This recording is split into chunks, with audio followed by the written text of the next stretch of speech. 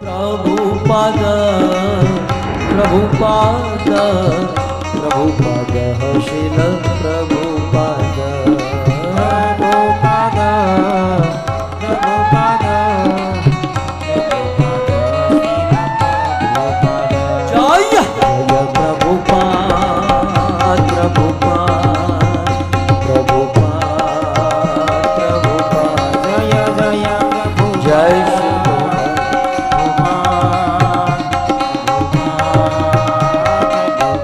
आज से 50 वर्ष पूर्व भारत से 70 साल के एक बूढ़े संत निकले, जिसके पास न तो कोई धन था न कोई पहचान थी। केवल 40 रुपये लेकर एक कार्गो जहाज में, मालवाहक जहाज में बैठकर भारत से अमेरिका आए। ये क्या जरूरत थी? ब्रज वृंदावन में थे, अपना जीवन बिताते, लेकिन नहीं, जगत के प्रति उनकी करुणा थी कि मुझे जो मिला है। मैं आपको कहूं, आप में से जो डॉक्टर होंगे ना, उसको अनुभव होगा। डॉक्टर किसी छोटे बालक को देखता है कि उसको दर्द है, मैं उसे इंजेक्शन दूंगा, ठीक हो जाएगा, और वह बालक इंजेक्शन नहीं लेता है, और वह दुख जिस डॉक्टर के हृदय में होता है कि इलाज जानता हूं और इस इलाज से इसका ये ठीक हो जाएगा, फिर भी ये नहीं ले रहा है, तब डॉक्टर के हृदय में करुणा होती है। ऐसी ही करुणा भारत के इस संत के हृदय में हुई कि मेरे पास उस रोग का इलाज है, मेरे पास वह तत्व है। और इसीलिए भारत से अमेरिका इतनी दुर्गम यात्रा करके आए।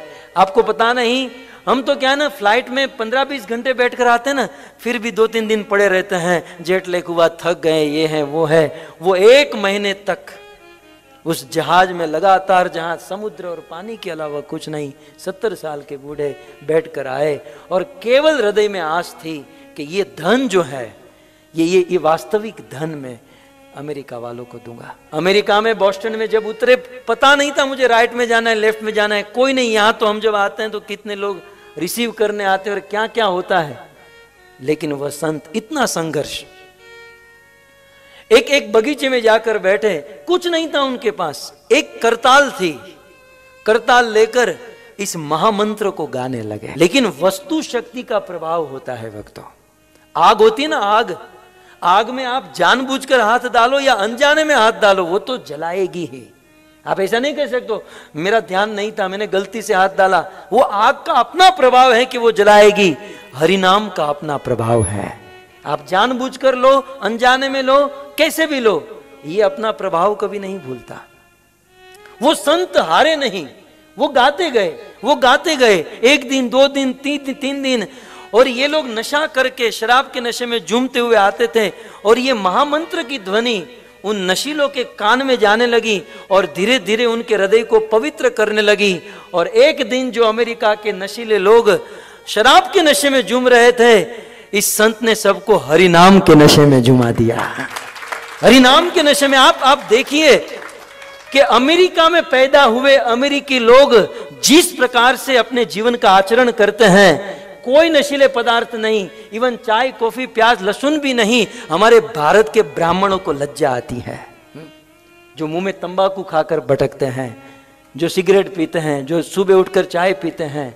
लेकिन अमेरिका के पैदा होने वाले लोग इतने सन्यासी से भी पवित्र बन गए, एक और मात्र एक हरिनाम से। नहीं तो इन लोगों को क्या वेद, क्या है इन लोगों को, क्या था वेद शास्त्र, ये कुछ नहीं था, केवल और केवल हरि नाम को जप कर उनका